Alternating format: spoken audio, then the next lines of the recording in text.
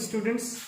Today, in continuation with the last article in our lecture, that is potential due to uniformly charged spherical shell.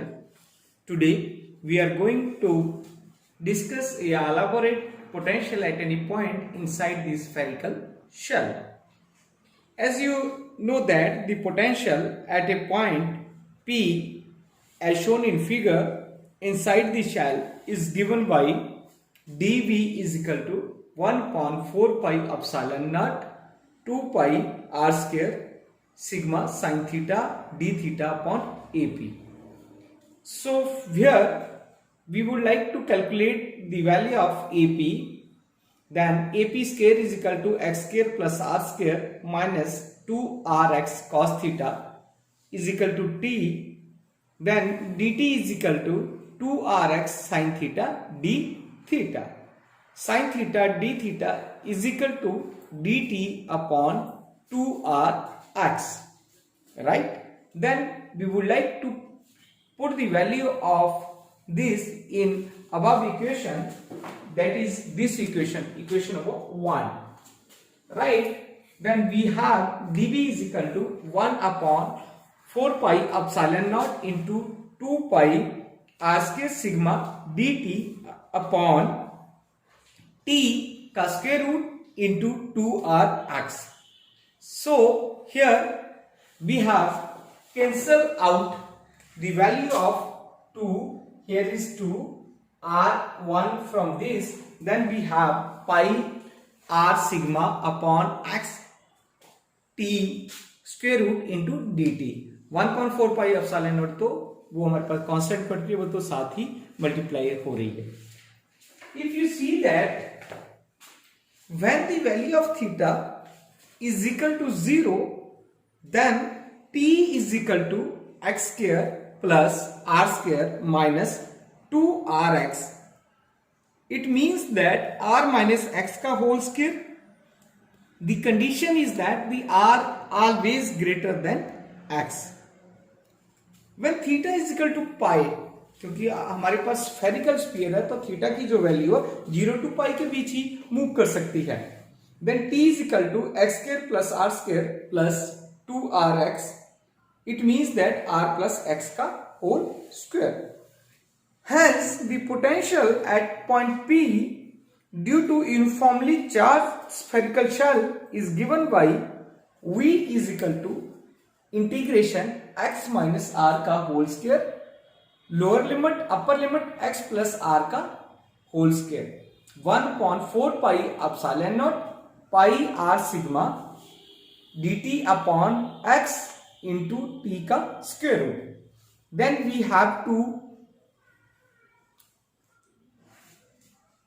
we have to simplify this equation pi r sigma upon 4 pi epsilon naught with the limits x minus r का square x plus r का whole square t minus 1/2 dt, क्योंकि t नीचे था जब ऊपर गया तो minus 1/2 हो गया. Then we have to simplify this with the integration. We get the result pi r sigma upon 4 pi epsilon naught into 2 t 1/2 upper limits x plus r का whole square, low limit x minus r का whole square. ये हमने +1 +2 में बड़े mathematics में limits को कैसे remove करते हैं, कैसे खोलते हैं, ओपन करते हैं, वो हमें पता है. Then we have 2 pi R sigma upon 4 pi epsilon x upper limit minus lower limit r plus x का x minus r minus x. ठीक है. देन वी हैव माइनस जो है ये हमारे पास यहां से कट जाएगा. अगर आप जब ब्रैकेट खोलते हो तो r plus x minus r plus x. अगर मैं इसको ब्रैकेट को यहीं खोल देता हूं, अगर आप देखते हो तो मैं r ये हमारे पास कट जाएगी, जो चीज है माइनस r जो कट जाएगा, अंदर जो चीज थी वो वैल्यू रह जाएगी. ठीक है. सिंप्लीफाई किया आप कर सकते हो, चाहे नहीं भी कर सकते हो, it depends upon you. Okay. Then क्योंकि 2x आ जाएगा मेरे पास, 2x से 1x कैंसिल हो जाएगा, इस वे में हमने किया वो calculate. Okay. 4 pi r sigma upon 4 pi epsilon not.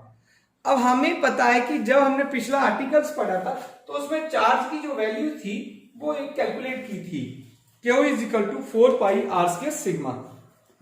अब मैं क्या करता हूं, अगर ऐसी मेरे पास इक्वेशंस है उसको मैं r से डिवाइड करता हूं, r से मल्टीप्लाई कर दूं तो कोई फर्क तो नहीं पड़ रहा। तो then 1/4 pi epsilon not 4 pi r square sigma upon r, पर ये वैल्यू हमारे पास किसके बराबर है, क्यू के बराबर है। अगर आप देख रहे हो इसको क्यू के बराबर आ जाती है, तो then we have v is equal to Q upon 4 pi epsilon not r के बराबर ये वैल्यूज आ जाती है। It means that this is the required potential at the surface of a uniformly charge spherical shell.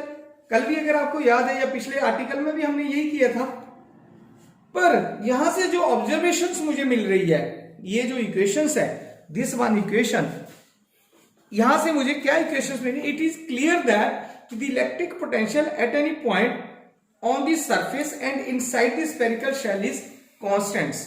देख रहे हो वहां किसके बराबर थी वो वैल्यू भी, Q upon 4 pi epsilon not r के बराबर थी। तो सच टाइप ऑफ जो इक्वेशंस होती है या सच टाइप ऑफ सरफेसेस होते हैं, they are called equipotential surfaces. इस टाइप के जो सरफेस होते हैं उनको हम लोग क्या बोल देते हैं, इक्विपोटेंशियल सरफेसेस बोल देते हैं, इक्विपोटेंशियल सरफेसेस। ओके, जब हमें ऐसी वैल्यूज मिल जाती है, किसी ये जो इस टाइप की वैल्यूज मिल जाती है, this type of equipotential surfaces है। अब नेक्स्ट क्या रहता है, अगर हम इस इक्वेशन को और एनालाइज करते हैं तो क्या होता है कि जो इलेक्ट्रिक पोटेंशियल है at any point outside the spherical shell is inversely proportional to the distance of the point of observation from the centre of the shell. Third जो पॉइंट्स आता है मेरे पास वो क्या आता है, the electric field intensity due to charge on the spherical shell at any point outside the shell is given by Ex is equal to minus curly b upon curly x।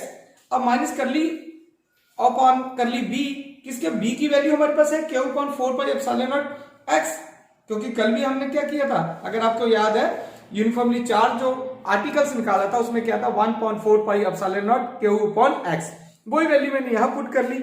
Then we have 1/4 pi epsilon naught q upon x square. It means that the x is greater than r।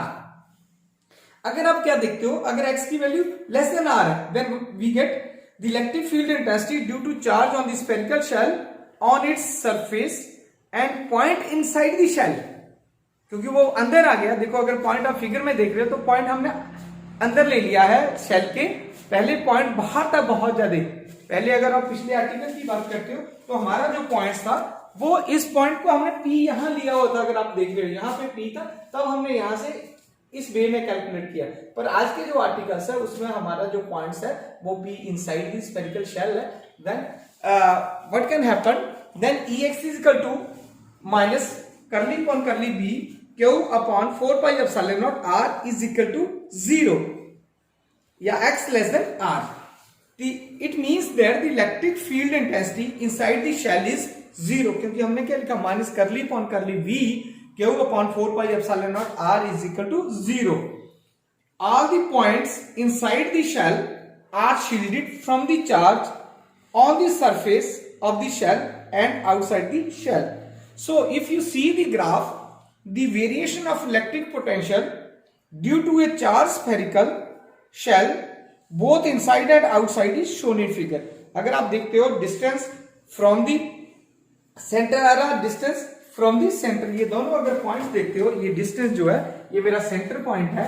अगर मैं centre point से देखता हूं, basically ये दोनों equals point होंगे। अगर आप देखते हो डिस्टेंस जो इनका वो इक्वल से रहता है, यहां से यहां का डिस्टेंस इक्वल है और यहां का यहां भी डिस्टेंस है, ठीक है। तो ये सेंटर से from point r, from centre से पॉइंट r, ये पोटेंशियल डिफरेंस है मेरा। अगर आप वेरिएशन देखते हो तो इस वे में जो मेरा ग्राफ है वो मिलता हमें। तो this is whole about the potential at any point inside the spherical shell. Thank you very much students.